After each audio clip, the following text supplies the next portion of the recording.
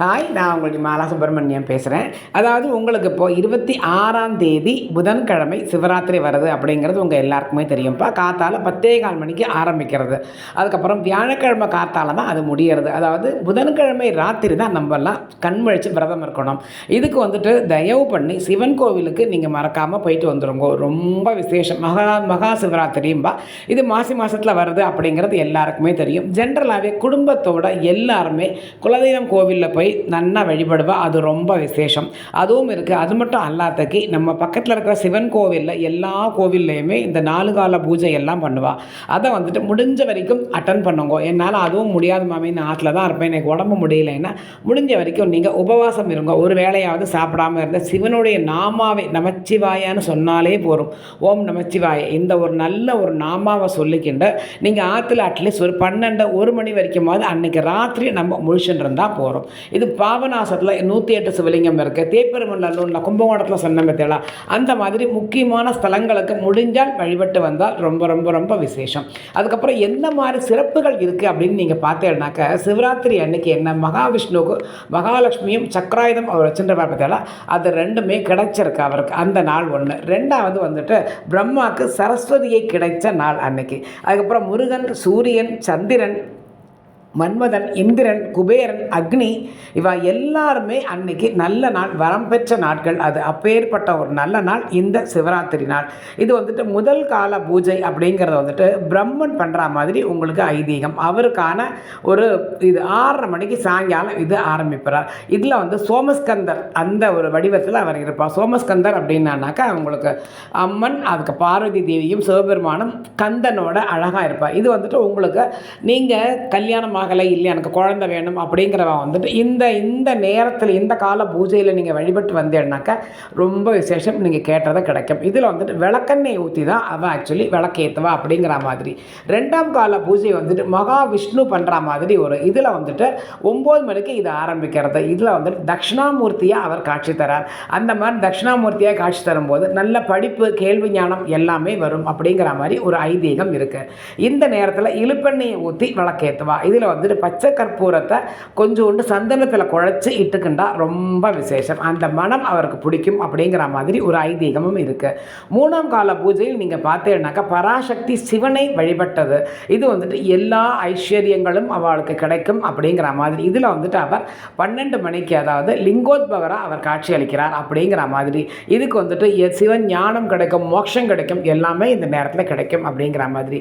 இப்போ வந்துட்டு இதில் நெய் தீபம் ஏற்றி அந்த நேரத்தில் அவள் வழிபடுவா. இது ஒரு பூஜைக்கும் கோவிலில் இந்த மாதிரி ஒரு நேரத்துலையும் இந்த எண்ணெயை ஊற்றி தான், நெய்யை ஊற்றி தான் அவள் விளக்கேற்றுறா.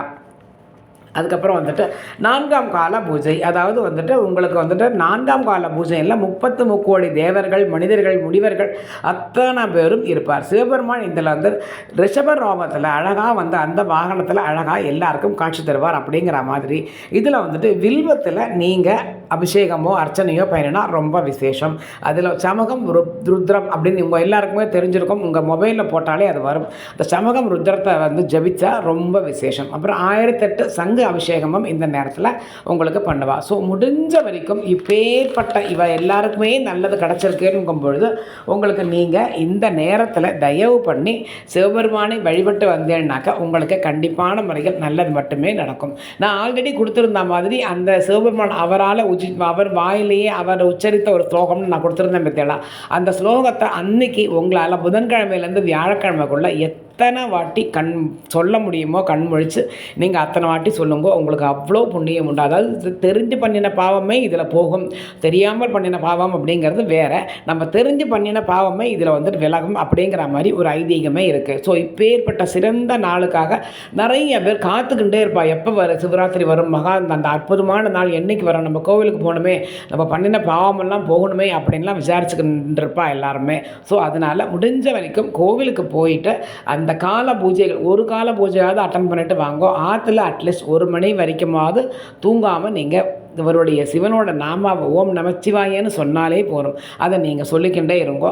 காலங்கார்த்தால் சாப்பிட்டுட்டு உடனே தூங்க பாங்கு இல்லை. அதை வந்து பகலில் தூங்கினா நைட்டில் நம்ம கண்முழிச்ச புண்ணியமே போயிடும் அப்படின்பா. அதனால் பகலில் வந்துட்டு தயவு பண்ணி முழிச்சுருக்கோம்.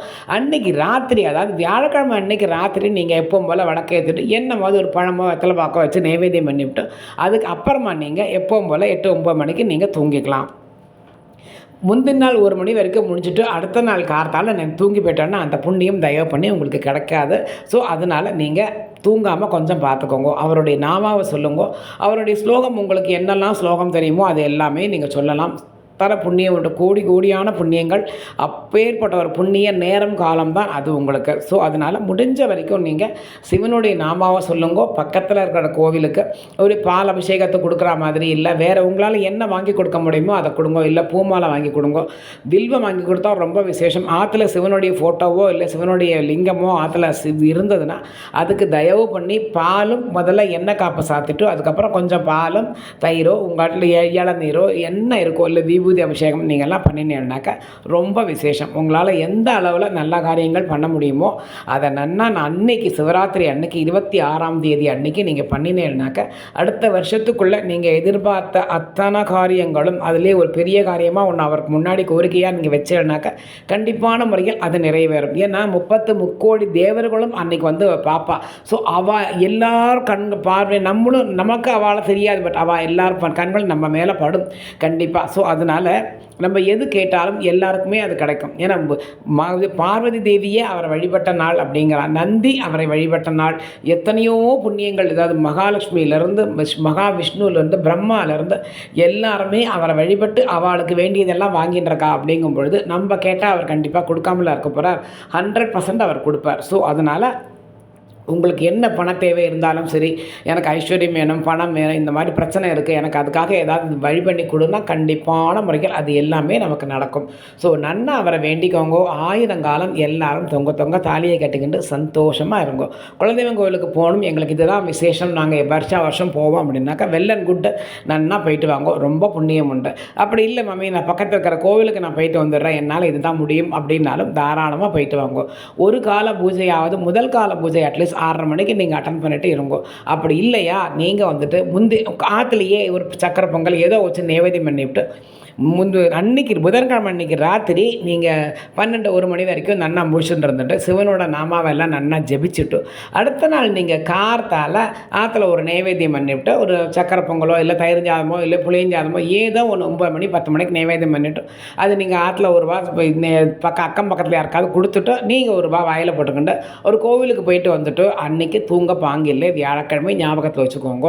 தூங்காமல் இருந்துவிட்டு அன்னைக்கு ராத்திரி எப்பவும் போல் விளக்கேற்றிவிட்டு அவருடைய நாமாவை திரும்பி நன்னா ஜெபிச்சுவிட்டு நீங்கள் இருந்தேன்னா உங்களுக்கு கால பயமே இருக்காது. கண்டிப்பான முறையில் யம பயம் கண்டிப்பான முறையில் வரவே வராது. ஏன்னா மார்க்கண்டேயன் எப்படி காப்பாற்றினார் பற்றியலாக அவர் என்னுடைய நாமாவை சொன்னோடனே நீ என்னம்மா நீ காப்பாற்றுவேன்னு சொல்லி அவரையும் அழிக்க போயிட்டா, அழிச்சாச்சுட்டு.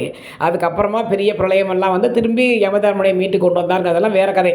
ஸோ எதுக்கு நான் சொல்கிறேன் அப்படின்னாக்கா நம்ம அவரை நன்னா வேண்டின்னா யம பயம் கூடி நமக்கு வராது. ஏன்னா அத்தனை நல்ல நாள் அன்னைக்கு.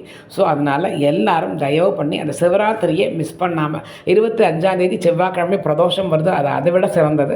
ஸோ இந்த பிரதோஷத்தையும் அடுத்த நாளைக்கு வர இந்த சிவராத்திரியையும் தயவு பண்ணி நீங்கள் யாருமே மிஸ் பண்ணாதீங்கோ. தேவர்களுக்கும் அந்த இந்த மகாவிஷ்ணுவுக்கும் பிரம்மாவுக்கும் எல்லாருக்கும் நல்லதே கொடுத்த அவர் நமக்கு தரமாட்டாரா? கண்டிப்பாக கொடுப்பார். ஏன்னா அப்பேற்பட்ட சிறந்த நாளை தயவு பண்ணி மிஸ் பண்ணாமல் எல்லாரும் நன்னா இருங்கோ. கஷ்டமே இல்லாமல் மேலே மேலே பொங்கி பெருகிட்டு ஆற்றுக்கார் குழந்தைகளோட வியாதி வைக்க இல்லாமல் தொங்க தாலியை கட்டிக்கிட்டு ரொம்ப நீங்கள் சந்தோஷமாக இருங்கோ. எல்லாம் நினச்ச காரியம் சித்தி அடைஞ்சிட்டு நன்னா இருங்கோ. சரியா? இந்த சிவராத்திரியை மிஸ் பண்ணாமல் நன்னா பார்த்து சந்தோஷமாக வழிபட்டு வாங்கோ. சரியா?